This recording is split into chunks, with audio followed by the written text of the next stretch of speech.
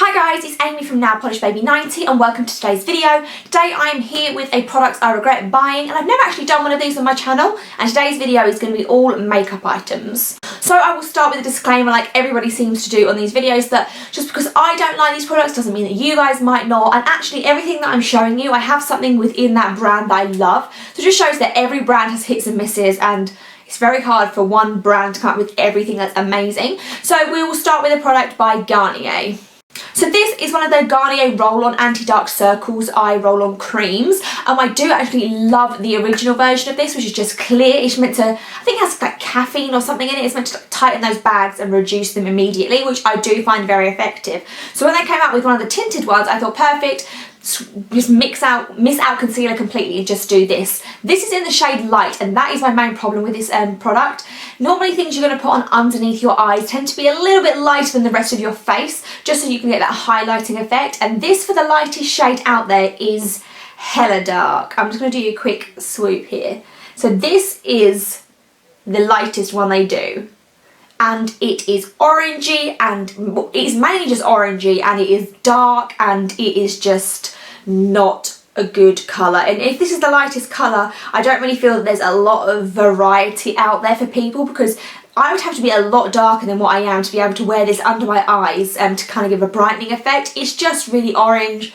It's not a great colour. It's basically the problem with this product, because I know that it does work because I've got it in the clear. So yeah, the first one is the Garnier Roll-On Anti-Circles in Light. Next up, I actually have two products that I got through Birchbox, so I can't say that I bought them myself, so it's not a regret buying, but it's a regret trying. The first one is the Bella Pierre Cosmetics Cheek and Lip Stain in Coral. So this is what it looks like. As you can see, I've hardly used it. I think I've used it about twice. The main thing with this is I have so many lip products, I wouldn't keep it just for that reason, because this is an okay lip product. The main thing is I don't really like cream blushes, and this is a perfect example of why. It never really blends into your skin. I tried tapping it on, I tried kind of rubbing it on. It just balls up, kind of sticks at the surface, makes you look really shiny and greasy. It's just, I don't know, just a too thick consistency for cheeks. It's perfect for lips, but just too thick and greasy for cheeks rather. Let me have a little look and just swatch it here for you. So it is a really nice colour, and if it didn't kind of say like, it just doesn't blend very well. It just really hovers on the top of your skin, and it just, especially as I'm an oily girl, this is just not the one. So that one there is the Bella Pierre Cosmetics Lip and Cheek Stain in Coral.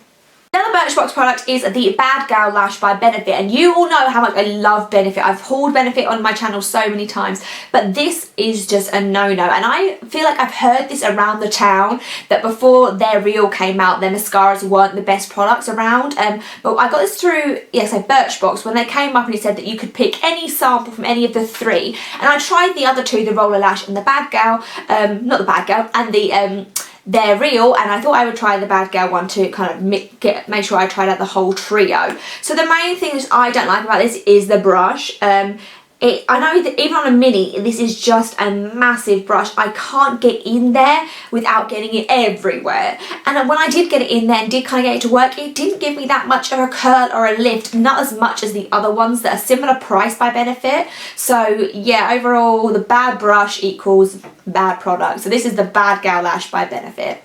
We then have a few products by through eyeshadow, like trios and quads. So this first one here is by Almay, and I do have some in this formulation that I do really like, but it's just this colour shade to me. So this is the one that is for, I don't know, is it for browns? Oh, this is for green eyes. So technically I don't have green eyes, so I don't know what I picked literally all of these up that I could get, because the first one that I got was for brown eyes, and I loved it so much that I decided that I would go back and get anything that I can. I got this in TK Maxx. Basically, the dark green and dark purple to me are just not flattering.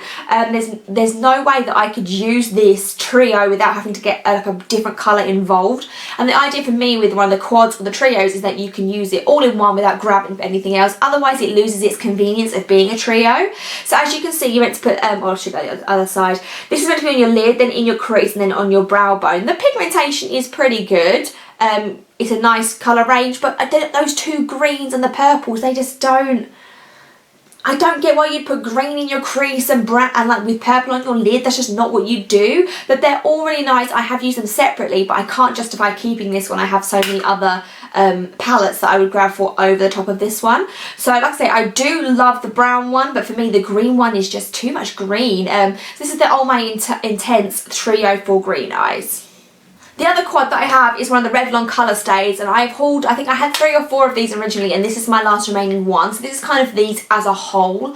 There's just no pigmentation in these. I threw away a few in an empties video, which I really should have kept, just so I could have shown you a bit more of an example. The only one, and the only reason I was keeping this one, and this is one in the shade Goddess, is because I was keeping it for the white. The white is really, really nice, but the others are just so lackluster.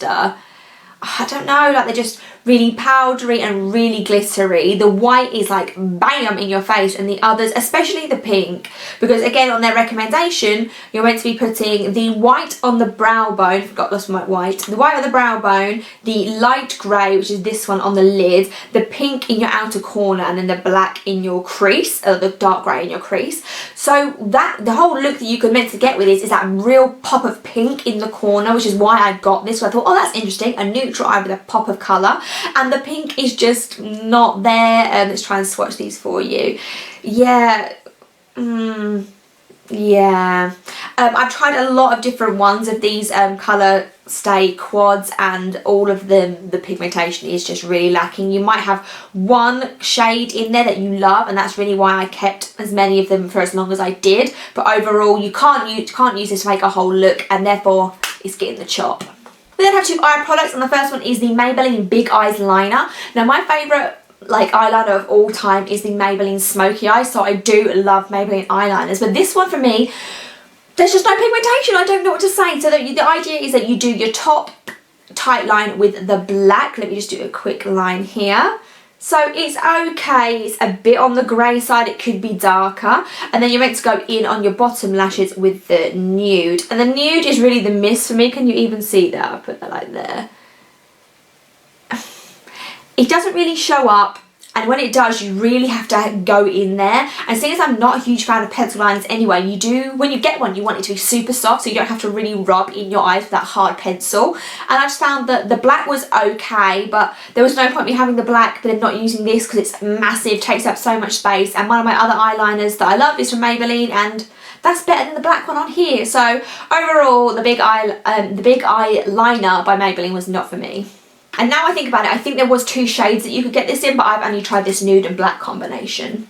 We then have the Makeup Academy Pro Base Eye Primer. Now, Makeup Academy seems to be, I don't know if the formulation is different here than in America, but I hear a lot of American girls talking about this brand. It's super inexpensive. You can get it here in Superdrug. Everything's like £2 or £3. But every time I buy something from them, it's never that great. I mean, I don't even think I've got one thing that I really love. I've got a couple of things that are okay, but there's nothing that I really love. But I thought I would try this and see if this was as good as some of the eye bases that I have, because I do love an eyeshadow base, and at the moment I just use Urban Decay. It's not easily available in my area, so it comes out as this kind of light concealer-y colour, and then you just blend it in. So which is very similar to the Urban Decay one that I use anyway, because I use one of the ones with like a creamy coloured base. But it just creases on me straight away. There's no longevity. It's not brighter. It doesn't stop me from creasing. It doesn't stop it from fading. Overall, it just is an extra step that does nothing. I'd rather go out and pay the £8 or £9 for the Primer Potion by Urban Decay rather than do £2 or £3 on this. The last product is a palette, and it's from E.L.F, and this is the Beauty Encyclopedia for Eyes in Neutral. Now I got this when TK Maxx had loads and loads and loads of E.L.F products in there. I have a few that I love, and then this is the one that's really weird to me, because everything else I have is great, and then this is just really subpar. So it's basically an eye pencil that actually I might keep, because the eyeliner is pretty good, and then it's all of these behind this annoying plastic sheet. So they're all really nice shades. Some of them are really similar, and when I do it like a neutral smoky eye, I tend to only use 3 or 4 shades maybe, rather than 2 or 3. The reason why I've kept this for so long is because I love this purple edge here, but since I got this, I've now got a different, what one do I use all the time? Is it a Too Faced one? It might be a Too Faced palette that I use a lot more. I think it is one of the Too Faced neutral ones. So let me just scrub my hand and I will give you a little swatch of the pigmentation. So you have obviously all the components there, so I'll just kind of do a swatch of, so this is one of the lighter ones isn't bad, it's just like, I don't know, can you even see that? I don't know if it can focus, but it's just really super chalky and it kind of comes off in chunks. When you do get them to kind of work, you have to, look at the grey. You have to blend and blend and blend and blend. You have to, I don't know, you just have to be really heavy-handed with these. If you really rub in there and you really buff it in, you can get it to work. But for other eyeshadows that you can have that are similar price, you get a lot more pigmentation and a lot easier to use. I don't have any more E.L.F eyeshadows that are in my collection to compare to, so I can only presume that they're similar to this, but I mean, you guys let me know down below what E.L.F products you really like, because I know that there's a lot of products out there that people love. But for me, the beauty encyclopedia for eyes was just a whole load of chalkiness and not a lot of pigmentation. Those are my products I regret buying in the makeup category. I'm thinking I might do like a body and skincare one next, and then I might move on to nail polish, but right now I don't think I have enough that I regret buying to put into a video. So give me a big old thumbs up if you enjoyed this video. Let me know down below if anything has worked for you that I've tried, or anything that's similar that's a lot better, because I really want to get everything that's the best out on the market. So I'll see you all soon. Bye guys.